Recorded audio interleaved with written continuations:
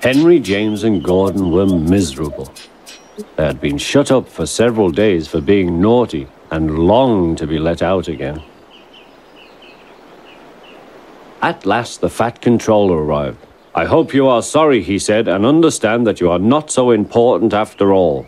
We have a new tank engine called Percy who helps pull coaches, and Thomas and Edward have worked the main line nicely. But I will let you out now if you promise to be good." "Yes, sir," said the three engines, "we will." "That's right, but please remember that this no shunting nonsense must stop."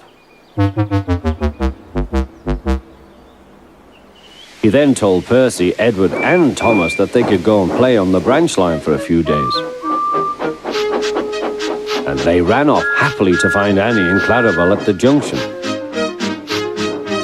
The two coaches were so pleased to see Thomas again. Edward and Percy played with trucks.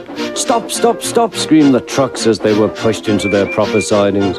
But the two engines laughed and went on shunting till the trucks were tidily arranged.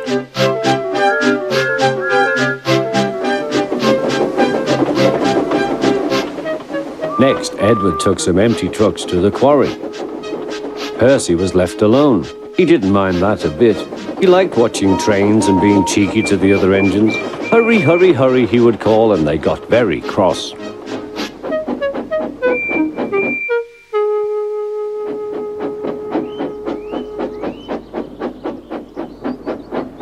After a great deal of shunting, Percy was waiting for the signalman to set the point so that he could get back to the yard. He was eager to work, but was being rather careless and not paying attention. Edward had warned Percy, "Be careful on the main line. Whistle to the signalman you are there." But Percy didn't remember to whistle, so the busy signalman forgot him. Percy waited and waited. The points were still against him, so he couldn't move. Then he looked along the main line. Peep, peep! He whistled in horror, for rushing straight towards him was Gordon with the express. "Oh!" groaned Gordon. "Get out of my way!"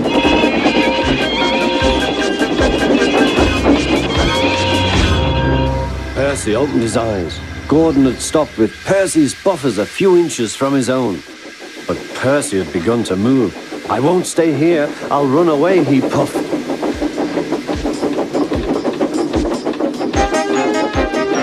He went straight through Edward's station and was so frightened that he ran right up Gordon's hill without stopping.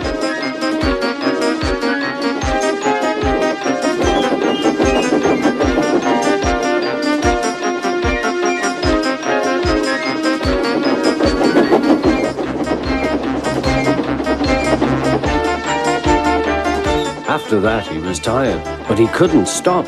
He had no driver to shut off steam and apply the brakes. "I want to stop, I want to stop," he puffed. The man in the signal box saw Percy was in trouble, so kindly set the points. Percy puffed wearily onto a nice empty siding, ending in a big bank of earth. He was too tired now to care where he went. "I want to stop, I want to stop. I have stopped," he puffed thankfully. "Never mind, Percy," said the workman as they dug him out. "You shall have a drink and some coal, and then you'll feel better." Presently, Gordon arrived. "Well done, Percy. You started so quickly that you stopped a nasty accident." "I'm sorry I was cheeky," said Percy. "You were clever to stop." Then Gordon helped pull Percy out from the bank.